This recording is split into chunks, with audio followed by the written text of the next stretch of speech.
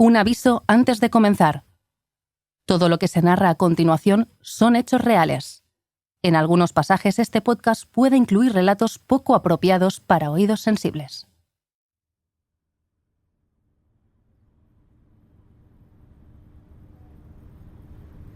Atracado en el puerto de Nueva York, el destructor USS Hale impone mucho respeto. No es para menos. El barco participó en decenas de operaciones en el Pacífico durante la Segunda Guerra Mundial. Desde su borda llegó a dar órdenes el mismísimo general MacArthur. Pero de esos humos ya han pasado más de 10 años y muchas cosas han cambiado. Aunque atrae a algunos curiosos, el destructor ya no sirve para bombardear a los japoneses. Estamos en 1955 y el USS Hale es ahora un buque escuela de la Armada. Cada año, cientos de marineros se embarcan en él para formarse. Cientos de caras, por tanto, que hay que identificar. Así que nada más subir a bordo, los reclutas afrontan tediosas sesiones fotográficas. La de hoy, sin embargo, no es lo que parece. La policía de Filadelfia ha alertado a la inteligencia militar. Uno de los marineros podría estar implicado en un asesinato cometido 2 años atrás. Por fin los detectives han logrado unir los puntos que conectan el barco de guerra con la escena del crimen, el apartamento de un abogado llamado Elmer Schroeder. El nombre de la víctima no nos dice demasiado, pero ya tendremos tiempo para explicar su trayectoria. De momento, fijémonos en ese joven marinero al que la policía pisa los talones. Se llama Thomas Wedlin Jr. y tiene 22 años. Los detectives que investigan la muerte de Schroeder han pedido una foto del sospechoso para cotejarla. Como estratagema, se les ha ocurrido renovar las tarjetas de identificación de los reclutas. Sin embargo, Wedlin, que no es tonto, levanta una ceja. Algo no le cuadra. Desde hace unos días siente que le siguen. ¿Y justo ahora le quieren fotografiar? Cuando 2 soldados van a su camarote para llevarlo ante la cámara, descubren que el tal Wedlin se ha esfumado sin permiso. Pasará las siguientes jornadas huyendo de la policía por las calles de Nueva York, hasta que al tercer día sea detenido y encerrado en el calabozo del barco. Allí le esperarán 2 detectives de Filadelfia para coserle a preguntas sobre el asesinato de Schroeder.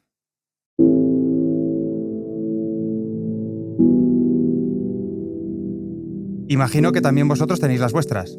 Para empezar, ¿qué tiene que ver un marinero fugado en la Nueva York de 1955 con el lado más oscuro del fútbol? Calma. Si hablamos de este asesinato es porque Elmer Schroeder, la víctima, fue un visionario. Un hombre que tuvo la convicción de que el soccer se abriría paso en el país de ese otro fútbol que parece rugby. Campeón universitario, seleccionador nacional, presidente de la federación, Schroeder lo fue casi todo en el balompié de Estados Unidos. Sin embargo, su historia quedó sepultada por décadas de olvido. Quizá porque además de todo eso, Schroeder fue también gay en tiempos de una homofobia institucionalizada. Pero no nos adelantemos. Si queréis saber más de esta historia llena de pistas falsas, fugas y cruces de sospechosos, tendréis que ajustaros este brazalete negro. Porque 70 años después, el brutal crimen de uno de los padres fundadores del soccer sigue rodeado por el misterio.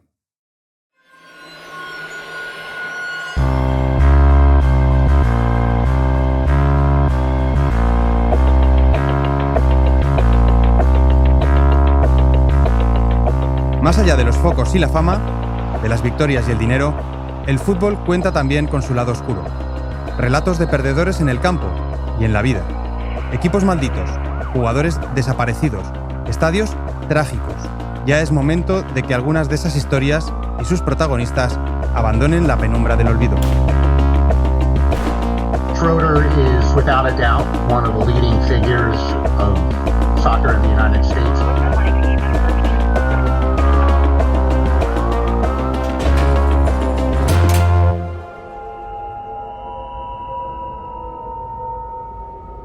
Yo soy Aitor Lagunas y esto es Brazalete Negro, de Panenka Podcast y Radio Primavera Sound, con el apoyo de Estrella Damm.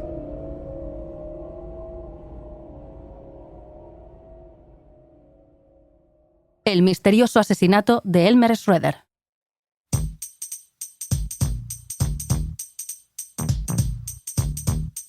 Garden Court es un vecindario al oeste de Filadelfia. Una zona que a vosotros, como a mí, seguramente solo os evoque la sintonía de entrada del Príncipe de Bel-Air. Sin embargo, Gardencourt no tiene mucho que ver con el barrio donde Will Smith crecía y vivía sin hacer mucho caso a la policía. Desde los años 20 del siglo pasado, el barrio ha sido una de las ubicaciones más exclusivas de la ciudad. Todavía hoy los ingresos de los vecinos de Gardencourt superan por mucho la media de Filadelfia. Son precisamente esos vecinos los que la mañana del 22 de septiembre de 1953 requieren la presencia de la policía de la ciudad en el cruce de la calle Pine con la 47. Esta es la secuencia de los hechos. La primera en dar la voz de alarma es Otto Vigard, una señora de 81 años que además es la tía de Elmer Schroeder y su único pariente vivo. La mujer lleva un día entero intentando hablar con su sobrino.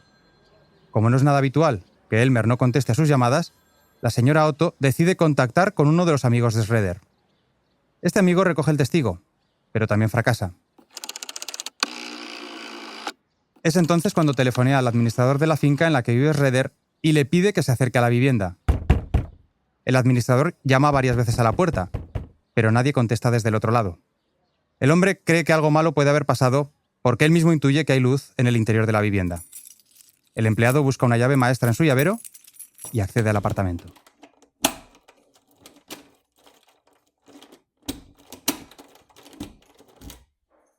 Efectivamente, al cruzar el umbral comprueba que todas las lámparas de la casa están encendidas. Pero eso es lo de menos. El piso ha sido desvalijado. Y lo peor está por llegar. Al entrar al dormitorio, el administrador descubre una escena dantesca. El cadáver desfigurado de un varón de mediana edad aparece tumbado sobre una cama sin deshacer.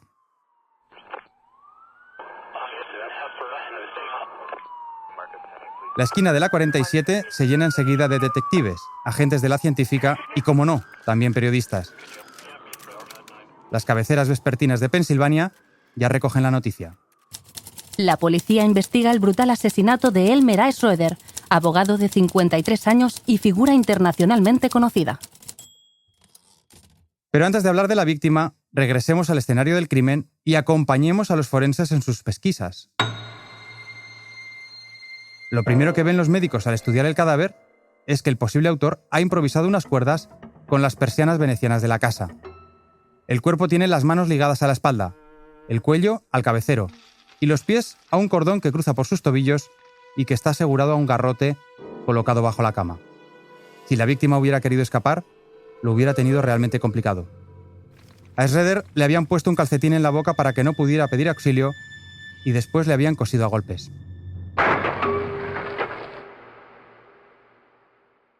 No te preocupes si te cuesta oírlo. La escena es muy impactante incluso para los experimentados policías de Filadelfia. Al describir el asesinato como uno de los más crueles que he visto en mi vida, el capitán Bart Gorman, a cargo de la investigación, citó a los médicos de la policía para afirmar que el muerto sufrió una fuerte paliza en la cabeza, probablemente con un puño americano de bronce. Según la autopsia, todo debió suceder al menos 24 horas antes del hallazgo. En un primer momento, los investigadores creen que el robo es el móvil más plausible del crimen. Sin embargo, a medida que el detective Gorman va estudiando el apartamento de Schroeder, empieza a darse cuenta de que no será tan fácil sacar conclusiones. La puerta no mostraba señales de haber sido forzada y la habitación estaba en orden. En el apartamento se encontraron varias piezas de joyería, incluidos 2 relojes de oro. Esta última declaración aparece en uno de los diarios de la ciudad. Los mismos que 6 décadas después del caso servirán para que un historiador recupere la figura de Elmer Schroeder del olvido. My research on Schroeder began Ed in Farnsworth, 2017. autor del artículo Vida y muerte de un presidente de fútbol. Mi investigación comenzó en 2017. Soy un historiador de las primeras décadas del fútbol en Estados Unidos, sobre todo centrado en Filadelfia, donde resido. El fútbol llegó aquí en 1880 y ya en 1910 Filadelfia era la capital de este deporte en Estados Unidos. Philadelphia was the leading center of soccer in the US. Farnsworth, que por primera vez atiende a un medio español, recuerda cómo en su investigación sobre los orígenes del fútbol dio con un libro sobre la persecución de homosexuales en la ciudad hasta finales de los 60. Newspaper coverage of crimes against gay men reflected views. La prensa trataba la violencia que sufrían los gays como si la homosexualidad fuese una desviación. Que un presidente de la Federación Estadounidense de Fútbol fuera asesinado me sorprendió, pero que el crimen estuviera conectado con su sexualidad me dejó helado. No tenía ni idea del caso, así que devoré la hemeroteca en busca de información sobre el tema y el juicio posterior. Sigamos, pues, de la mano de Ed Farnsworth. Uno de los diarios en los que se zambulle es el The Scranton Times. Si eres fan de la serie The Office, y si no eres fan no sé qué estás haciendo con tu vida, Scranton te sonará como la ciudad en la que Michael Scott lidera la división regional de una disparatada empresa papelera. Junto a él siempre está Dwight Schrute, el asistente del gerente regional y probablemente el estadounidense de origen alemán más famoso de Pensilvania. My German is pre-industrial. Desde luego, no el único. Filadelfia, la ciudad más importante del estado, es una de las capitales de la cultura germana en los Estados Unidos. Al menos 3,5 millones de personas en Pensilvania tienen raíces germanas. Como Elmer Schroeder, hijo único de inmigrantes alemanes. Schroeder creció en Fairhill, que a principios del siglo XX era el bastión de los católicos germanos llegados al sueño americano con un balón en la maleta. Él no fue una excepción. Siempre le gustó vestirse de corto en los campos del barrio. Cuando empezó sus estudios de Derecho, ingresó en el equipo de la Universidad de Pensilvania.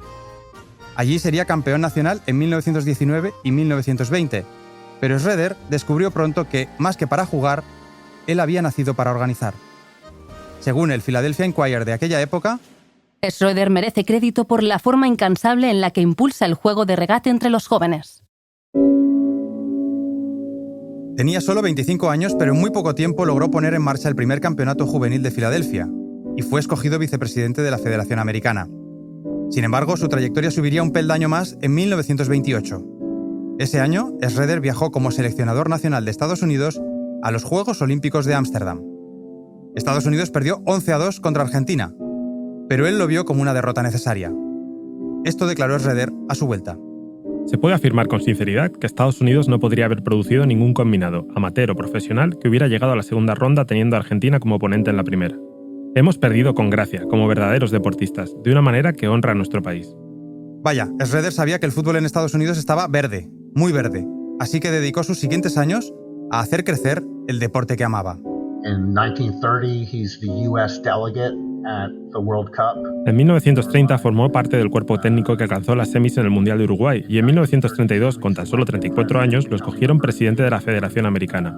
Fue además seleccionador en el Mundial de 1934 y los Juegos Olímpicos de 1936. And at the 1936 Olympic Games, Seleccionador en el Mundial de Italia, es decir, el de Mussolini, y en los Juegos Olímpicos de Berlín, es decir, los de Hitler. Malos tiempos para vivir su sexualidad. Pero no solo en Europa, también en los Estados Unidos. En Pensilvania, por ejemplo, la homosexualidad solo se despenalizará en 1973, 20 años después del asesinato de quien desde ese estado presidiera la Federación Estadounidense de Fútbol. I think it's pretty clear, Está claro que Schroeder nunca salió del armario, siempre mantuvo su homosexualidad en secreto. quiet and private. Al tiempo que mantenía su despacho como abogado, Elmer Schroeder trabajó por la creación de la American Soccer League, la primera liga profesional de fútbol, y entrenó a varios equipos, con los que ganó 4 campeonatos. Su papel fue tan crucial que al retirarse se le concedió un lugar en el Hall of Fame del soccer estadounidense. Era 1951. Solo 2 años después, su cuerpo aparecería brutalmente apalizado en su apartamento de Filadelfia.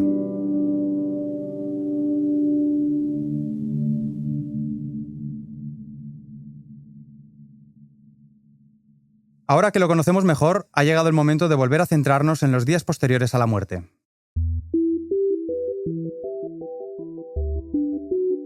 El análisis de la casa del exseleccionador no ha aportado demasiados datos para los detectives. Estamos en la década de los 50. Aún no hay modernas técnicas de ADN ni circuitos cerrados de televisión. Para descifrar qué ha ocurrido en ese piso, los detectives han de basarse en las pistas que aporten testigos. Es decir, toca patearse las calles y hablar, pero sobre todo, escuchar. Lo primero es buscar a los familiares y amigos para reconstruir las últimas horas antes del crimen. No lo tienen sencillo. Schroeder no tenía más familia que la octogenaria tía que dio la voz de alarma. La única fuente de información que queda, pues, son los amigos. Así lo recoge el Philadelphia Inquirer. 8 amigos y socios de Schroeder, abogado asesinado en West Philadelphia, fueron interrogados ayer por detectives de la Brigada de Homicidios en un esfuerzo por rastrear sus últimas acciones. Los 8 fueron dejados en libertad después. El capitán detective Charles Brown, jefe de la Brigada de Homicidios, enfatizó que ninguno era sospechoso del brutal asesinato. Aunque todavía no hay sospechosos, los amigos han aportado datos sobre la vida de Elmer Schroeder. Entre todas las pistas hay una que llama la atención de los agentes. Schroeder fue visto la noche del sábado en el Forrest de la Queens Street, en compañía de un hombre joven. Aunque no se identificaría públicamente como un bar gay hasta años más tarde, el Forrest era un local donde la comunidad LGTBI de la época podía encontrar refugio. Cerca se ubicaba el Rusty's, un bar para lesbianas que sufrirá varias redadas policiales. Imaginemos, pues, el gesto de la gente cuando Jock Schroeder iba al Forrest. Los detectives creen que Schroeder, que vivía solo, pudo haber regresado del bar a su apartamento lujosamente amueblado acompañado por la persona que lo golpeó en la cabeza. No se encontró ninguna evidencia de lucha y los ocupantes de los apartamentos contiguos no oyeron ninguna pelea. ¿Os habéis fijado en los detalles? Os hemos ido leyendo algunos artículos de la prensa y declaraciones de los policías. Están plagados de expresiones del tipo «nunca se había casado», «el hombre vivía solo desde hacía muchos años», «era soltero a pesar de su edad», o «se le había visto en compañía de compañeros masculinos». El Philadelphia Inquirer va más allá y explica que a pesar de no estar casado, tenía el apartamento ordenado, ricamente decorado y que, atención, incluso contaba con alfombras orientales. El detalle que más me gusta es que era presumido. La prensa de la época, la misma que se regodeaba en portada con los destrozos en el cráneo de Schroeder, daba rodeos llenos de prejuicios para evitar explicar a sus lectores que la víctima era gay. Estamos en 1953 y la homosexualidad es un tabú que esconder tras eufemismos. O incluso peor. Está claro que en los artículos se puede leer entre líneas que lo que le pasó casi fue culpa suya.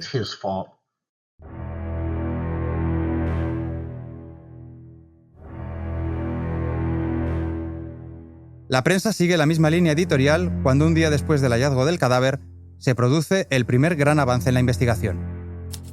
Un desempleado de 26 años de edad, excompañero de habitación de Elmer Schroeder, fue puesto en libertad ayer después de haber sido interrogado por detectives durante casi 8 horas. El tipo se llama John Clifford Birchmore. Los amigos de Schroeder señalan que el exseleccionador y él se habían conocido hacía un tiempo y que habían compartido casa hasta que dejaron de hacerlo semanas atrás. La información es suficiente para que la policía vaya a buscarlo en mitad de la noche y lo saque de la cama para interrogarlo. El sargento Francis Kelly y el detective Joseph Dugan lo recogieron ayer en su apartamento de una habitación en el 3er piso. El lugar estaba bien amueblado, dijeron. Que cada cual juzgue si tiene algún sentido explicar que el apartamento de Birchmore estaba bien amueblado, si no es para insinuar algo que va mucho más allá de la decoración. Birchmore dijo a los investigadores que había conocido a Schroeder a principios de este verano en una fiesta celebrada en un hotel del centro de la ciudad. Schroeder se puso enfermo y le sugirió a Birchmore que se mudara con él hasta que se recuperara. No quería ser ningún gorrón, así que le propuse pagar parte del alquiler, declaró Birchmore. Los agentes fríen a preguntas al muchacho. Asegura no haber visto a Schroeder desde hace mucho, pero cuando los detectives inspeccionan su nueva casa, hallan en su interior varios recortes de periódico. Algunos son sobre el asesinato del exseleccionador. No es tan raro. Elmer y él se conocían y seguro que el muchacho debe estar impactado. Los policías no le habrían dado importancia de no ser porque junto a esos recortes guarda otro sobre el tiroteo a un panadero unos días antes.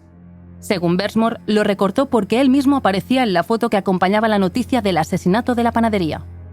Extraño, ¿verdad? Pero una vez escuchadas sus explicaciones, los investigadores poco pueden hacer con el joven. Los miembros de la científica inspeccionan su ropa sin encontrar nada que pueda relacionarle con el asesinato. No hay ningún testigo que le señale, y los forenses aseguran que el hombre que golpeó a Schroeder hasta la muerte debía ser bajo, corpulento y con una fuerza tremenda. La descripción física de Birchmore no cuadra, así que es puesto en libertad al día siguiente. La policía de Filadelfia vuelve al punto de partida sin haber resuelto ninguna de las claves. ¿Qué ladrón habría descuidado los relojes caros y piezas de joyería que aún estaban en casa de Schroeder? ¿Por qué, si había sido un robo, la puerta estaba sin forzar? ¿Cómo es que ningún vecino escuchó el más mínimo movimiento en un homicidio tan brutal? Para responder a esas preguntas, los detectives regresan de nuevo a la escena del crimen. Ahora recogen los documentos profesionales de Schroeder, por si su muerte tuviera origen en alguno de los casos de su bufete, y solicitan la lista de llamadas que recibió en sus últimos días. Ya hemos dicho que la única técnica que les queda es hablar y escuchar. Por eso, los investigadores dedican las semanas siguientes a tomarle declaración a parroquianos habituales de los bares del centro de Filadelfia. Necesitan cualquier pista sobre la persona con la que el antiguo seleccionador pudo haber estado tomando algo su última noche con vida. Y después de mucho preguntar, empiezan a encontrar respuestas. El 10 de octubre de 1953, apenas 2 semanas después del asesinato, la policía nombra públicamente a otro sospechoso. Su nombre es Basil Kingsley Beck. El problema es que Beck está en paradero desconocido, desde que hace algo más de un mes se convirtiera en una leyenda criminal de Estados Unidos. Tiene solo 20 años, pero un largo historial criminal que empezó a los 11, y que ha culminado hace menos de un mes, cuando logró fugarse de la prisión en la que cumplía condena. Os leemos la prensa de ese día. Beck y otros 3 reclusos se fugaron violentamente de la cárcel de condado de Oswego el pasado 5 de septiembre. Dominaron a los carceleros y después robaron sus armas y un coche. En algún lugar de Arkansas, Beck se peleó con uno de sus compañeros fugitivos y abandonó el grupo. Beck había tenido suerte. Muy poco después de separarse de sus compañeros, una patrulla de policía localizó a los fugitivos y se inició un tiroteo. 2 de los presos fueron detenidos. El otro murió en el intercambio de disparos. Sin embargo, Beck llegó a la costa este del país, robando coches y valiéndose de amigos. Allí es donde su historia, que en algún momento parecía un spoiler de Rebelde sin causa, comienza a parecerse a una novela que Truman Capote aún no ha comenzado a escribir. A sangre fría. Oíd. Su rastro condujo a Filadelfia. Allí holgazaneaba en cafés baratos. En uno de ellos entabló amistad con un hombre que fue encontrado golpeado y estrangulado hasta la muerte. El 4 de octubre, las autoridades de Filadelfia obtuvieron una orden judicial acusando a Beck de homicidio. Al ver su foto, varios de los interrogados lo reconocieron. Según algunos de los camareros y clientes de los bares que Schroeder solía frecuentar, Beck era el tipo que le había acompañado en sus últimos días. El detective Brown declaró a la prensa que el fugitivo cumplía con las descripciones físicas que habían dado los forenses y que tenía un temperamento muy agresivo, especialmente cuando bebía. En el calor de la ira o cualquier otra emoción podría infligir daño a un hombre mucho más poderoso que él.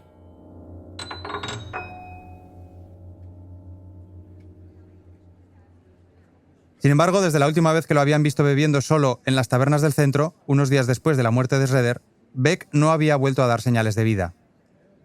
Ha pasado sus días en Filadelfia moviéndose de pensión en pensión con nombres falsos, pero ya no hay rastro de él.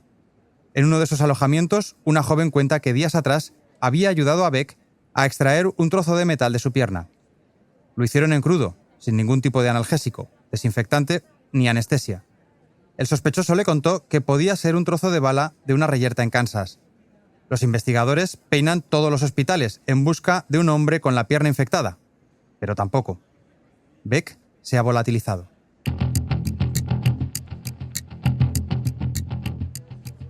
La brigada de homicidios, con el detective Brown al mando, reparte 200 fotografías con el rostro del fugitivo. Beck tiene un mentón prominente, un peinado parecido al que popularizará a Elvis en apenas 3 años y unos ojos azules desde los que reta a todo aquel que le aguante la mirada. Durante meses, nadie consigue dar una sola pista sobre su paradero. Es entonces cuando aparece en nuestra historia otro personaje de leyenda que ya conoceréis por las películas, John Edgar Hoover, o lo que es lo mismo, el primer director del FBI. Hoover hará su pequeño papel en la historia del asesinato del exseleccionador estadounidense el día 2 de marzo de 1954, el mismo día en el que Basil Beck cumple 21 años. Hoover le hace un regalo al joven. Lo incorpora en la lista de los 10 criminales más buscados de Estados Unidos. Un greatest hits de la delincuencia que también te convierte en una estrella. Porque Beck ya no puede ir por la calle sin que lo reconozcan. 48 horas después de que fuera colocado en la lista de los 10 fugitivos más buscados por el FBI, Basil Kingsley Beck, sospechoso del asesinato en Filadelfia, fue arrestado la pasada noche en San Pablo, California. El hombre iba desarmado y no ofreció resistencia cuando los agentes rodearon su coche y le pidieron que se parara. Nada más encerrarlo, el grupo de homicidios del FBI le interroga sobre el asesinato de Schroeder. Beck admite haber estado en Filadelfia, pero asegura no tener ni idea de quién era el abogado. Tras escuchar su coartada, la policía de Filadelfia decide no pedir su extradición. Beck será enviado de vuelta a la prisión de Oswego y condenado a 27 años por su fuga. No es que yo quiera echar por tierra el trabajo de la policía de Filadelfia, pero ya van 2 sospechosos y ningún detenido. No es fácil, es verdad. Pensilvania es un lugar con muchos crímenes por resolver. Por ejemplo, días después de la detención de Beck, la policía de la ciudad tuvo que hacer frente a un hallazgo macabro en una parada de tranvía. Escondido en una maleta, encontraron el torso de un hombre. El departamento de homicidios esta vez no tardó con dar con el culpable. Anoche todo se resolvió con un asalto repentino de la policía en una casa de Bywood, bien alejada de la carretera, con una luz parpadeante en la sala de estar como única muestra de que el lugar estaba habitado. 10 agentes irrumpieron a oscuras en el edificio para capturar a su único ocupante en el ático. Allí encontraron también un pequeño baúl donde estaban guardadas las partes del cuerpo que faltaban.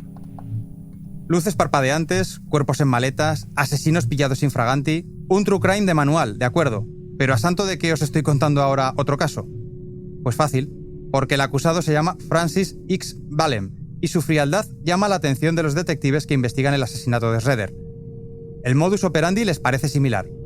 Valem conoció a su víctima en un puesto de naranjadas. Después se fue a beber con él a una de las tabernas del centro. Más tarde, lo acompañó a casa, lo mató y le desfiguró el rostro a golpes. Después de pasar 2 días con el cuerpo, se decidió a desmembrarlo. El asesino era un tipo muy peculiar que colaboró en todo con la policía. La brigada de homicidios creyó entonces que podían estar ante un asesino en serie y vinculó el caso a 3 asesinatos de homosexuales ocurridos en fechas recientes en Filadelfia y que seguían sin resolver. Entre ellos, el de Schroeder. Sin embargo, Valem solo admitió haber estado en las tabernas del centro porque estaba investigando para un libro sobre ese tipo de lugares y las personas que lo frecuentaban, pero dijo no conocer a ninguno de los otros 3 fallecidos. Los investigadores no hallaron ninguna prueba que demostrara su participación en la muerte del expresidente de la Federación de Fútbol, y volvieron al mismo callejón sin salida en el que estaban desde el principio. Tercer sospechoso que se deshace como un azucarillo en un café.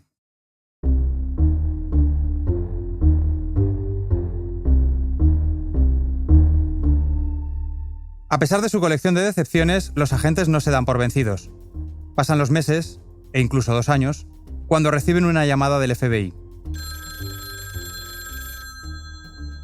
Uno de sus informantes les ha dado un soplo relevante sobre el caso del asesinato de Schroeder. Habían estado interrogando a un soldado de la Armada estadounidense por un caso no relacionado con la muerte del ex seleccionador, cuando este implicó a otro joven marinero llamado Thomas Wedlin. Según su relato, Wedlin habría llegado a Filadelfia el mismo día del crimen tras recibir un permiso de sus superiores.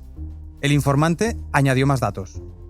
El sospechoso era amigo de Schroeder y lo había visto en su compañía varias veces anteriormente. El marinero dijo que Wedlin visitó a Schroeder en el apartamento y discutió con él por dinero y otras cosas. Se pelearon y Wedlin dejó al abogado amarrado en una cama cubierta de sangre. Después de estas informaciones, Wedlin pasa semanas vigilado por las autoridades militares, que tratan de hacerle una foto. El resto de la historia ya lo habéis oído al principio. Wedlin escapa, pero es detenido y los agentes de la Brigada de Homicidios pueden tenerlo por fin cara a cara en prisión. Lo primero que les llama la atención al verlo es su increíble parecido físico con Basil Beck, aquel fugitivo que había sido sospechoso un par de años antes. Eso podría explicar que varios testigos hubieran afirmado verlo tomando copas en el centro de Filadelfia con Elmer Schroeder. El parecido les anima a pensar que este sí puede ser el asesino. La policía emitió hoy documentos de extradición para acelerar el regreso de un marinero de 22 años acusado de asesinar a un abogado de Filadelfia. El inspector jefe, John Kelly, dijo que se presentó una orden de arresto contra Thomas Wedlin en Detroit. Wedlin, miembro de la tripulación del destructor Hale atacado en Newport, está recluido en una prisión naval. No es solo el parecido físico con las descripciones de los testigos y de los forenses. Es que el soplo del FBI parecía fiable, y el hecho de que Wedlin hubiera huido casi supone un reconocimiento de culpabilidad. Pero es que además, en una maniobra que no es la mejor cuando te acusan de asesinato, Wedlin irá cambiando de versión. En su primer interrogatorio, Wedlin negó que estuviera en Filadelfia en el momento del asesinato. Luego cambió su historia y admitió que pudo haber estado en la ciudad cuando sucedieron los hechos. Aunque Wedlin no confiesa haber matado a Schroeder, las autoridades judiciales deciden que esta vez sí pueden abrir un proceso contra el sospechoso. Pero esto es brazalete negro, y claro, nada resulta tan sencillo. Meses después, el abogado designado por la familia para defender a Wedlin consigue saber quién ha dado el soplo que implica a su cliente. Su nombre os sonará. James Birchmore, el primer sospechoso que apareció en nuestro capítulo, aquel hombre que compartió casa con el expresidente de la Federación de Fútbol. Birchmore había sido arrestado por el FBI en el transcurso de una operación por estafas con cheques falsos. Al verse acorralado, intentó desviar a la policía con información sobre el asesino de su antiguo compañero. Total, que el abogado de Wedlin quiere invalidar el testimonio de Birchmore, alegando que el informante está ahora internado en un hospital de enfermedades mentales y que esa es la única prueba contra su cliente. Sin embargo, aunque el juez tuvo en cuenta esta información para dejarlo en libertad bajo fianza hasta el juicio, Wedlin no se librará de ser formalmente acusado de asesinato.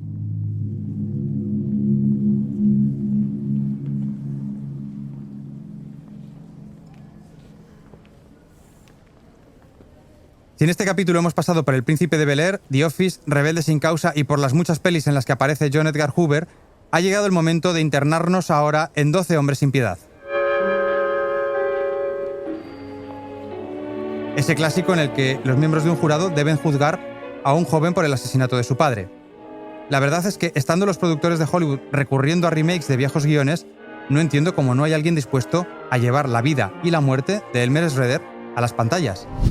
Pero en fin, no nos desviemos. Estamos en 1957 y el juicio está a punto de comenzar en la Corte Penal de Filadelfia. 5 hombres y 7 mujeres escogidos entre la población de la ciudad escuchan atentamente las sesiones. Solo ellos deberán dictar sentencia sobre la culpabilidad del acusado. Wedlin tiene a su familia entre el público y ha venido acompañado de su abogado. Durante su testimonio, el joven exmarinero niega haber estado con el fallecido la noche antes de que se hallara su cadáver. Una vez escuchada su versión, la acusación corre a cargo de Harry Schrager, el abogado asistente del distrito. Schrager se vuelve hacia el jurado y explica todos los detalles del crimen a las 12 personas que lo forman. Quiere que entiendan exactamente lo que pasó aquella noche en casa de Schroeder. Fue un asesinato despiadado, un homicidio deliberado y premeditado llevado a cabo probablemente durante la comisión de un robo por un hombre con el corazón de piedra. Puedes pelear con un hombre, puedes golpearlo, pero no lo atas y lo amordazas hasta que muere. Tras acabar su exposición al jurado, el abogado solicita la pena de muerte para el exmarinero. La tensión en la sala es palpable.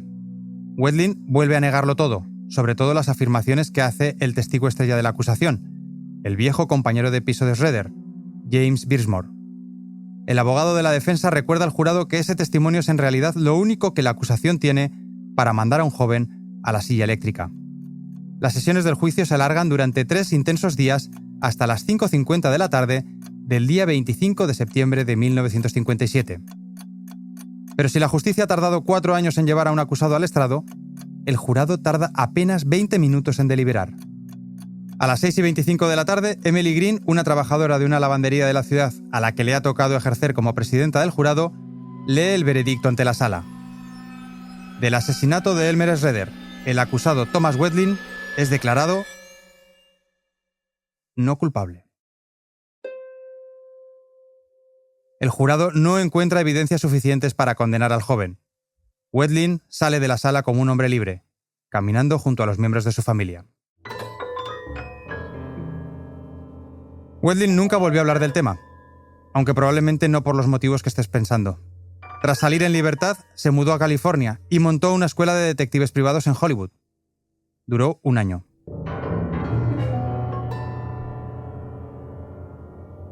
Según la policía de la época, Wedlin y su socio, Donald Britton, rompieron la relación laboral tras una discusión. El 7 de octubre de 1958, Wedlin visitó por sorpresa la casa de Britton para discutir cómo repartirse el negocio. El exmarinero se puso muy violento y llegó a golpear a Britton. Este logró zafarse, agarrar un revólver del calibre 25 y disparar 5 veces contra Wedlin.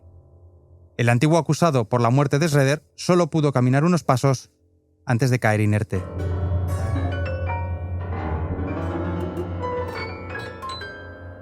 Paradójicamente, Britton, su asesino, había sido uno de sus principales testigos para esquivar la silla eléctrica por el crimen de Filadelfia.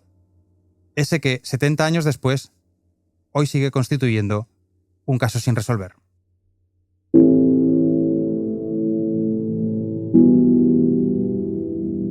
Sin resolver y sin recordar. Se van a cumplir 70 años de espeso silencio en torno al asesinato de Elmer Schroeder. Es verdad que en 2017 el historiador Ed Farnsworth recuperó su caso, pero su artículo sigue siendo uno de los pocos que reivindica su figura. ¿Cómo recordaría el soccer estadounidense a Schroeder si hubiera sido un señor hetero casado? ¿Tendría un estadio a su nombre de no haber sido asesinado en un crimen que la sociedad de la época juzgó como inmoral? Aquí tengo la sensación que al menos antes de su asesinato, su sexualidad tal vez no se utilizó en su contra. Pero después de su terrible final y de la amplia cobertura de la prensa, su sexualidad marcó negativamente la forma en la que la gente hablaba de él. Y ahora tú, que eres de España, me resulta muy interesante que los más interesados en esta historia no sean de Estados Unidos. Nos gustaría pensar que este capítulo contribuye a restituir la memoria de quien soñó y trabajó porque en su país hubiera sitio para el deporte más universal. Estoy muy orgulloso de cómo el fútbol es líder en términos de inclusión entre todos los grandes deportes de los Estados Unidos. Ya se trate de jugadores homosexuales y lesbianas, ya se trate de jugadores negros. El fútbol generalmente ha estado por delante en otros grandes deportes. Siempre se ha aceptado aquí a cualquier persona diferente. Me gustaría pensar que eso es parte de la belleza del fútbol, que sus conexiones internacionales nos ayudan a sentirnos más abiertos e inclusivos. Y eso es algo de lo que estoy muy orgulloso. Y me pregunto si en algún momento Redder será visto como una figura importante.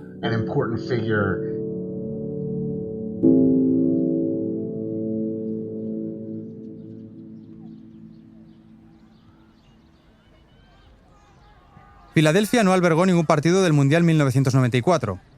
Sí será sede, en cambio, de la próxima Copa del Mundo en 2026. Ya que no podemos contar con la sensibilidad de la FIFA hacia el colectivo LGTBI, quizás sí se pueda esperar alguna reivindicación ciudadana de la memoria de uno de sus vecinos. Ese que hace un siglo empezó a poner los cimientos del soccer en Estados Unidos, entrenó a su selección en varios mundiales, presidió su federación y hace 70 años desapareció de manera brutal entre la amnesia colectiva de un país y de un deporte. Simplemente basta una frase de Ed Farnsworth para resumirlo. Redder es sin ninguna duda una de las grandes figuras del fútbol en Estados Unidos.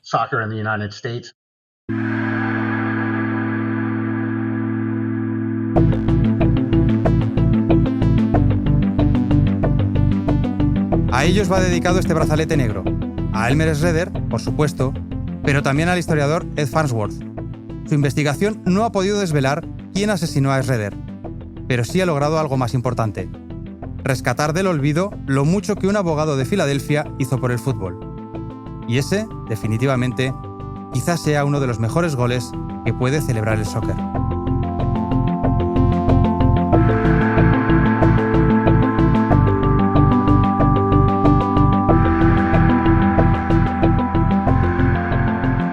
Brazalete Negro es una producción de Panenka Podcast y Radio Primavera Sound con el apoyo de Estrella Damm. Si no lo has hecho aún, suscríbete a Brazalete y di que nos oyes. Este capítulo no habría sido posible sin el generoso testimonio de Ed Farnsworth, autor de una investigación periodística modélica. Si te ha interesado este caso, en nuestro canal de YouTube aportaremos más datos sobre el misterioso asesinato de Elmer Redder. Han colaborado André Ignat, David Camilleri y Nacho Medina en la técnica, Carlos Torres en el guión, Matías Rossi en el diseño de sonido, así como Andrea Ginés en las locuciones. Marta Salicru es la productora ejecutiva y yo soy Aitor Lagunas. Gracias por escucharnos. Y recordad, Bill Shankly no tenía razón. El fútbol, a veces, sí es una cuestión de vida o muerte. Hasta la próxima.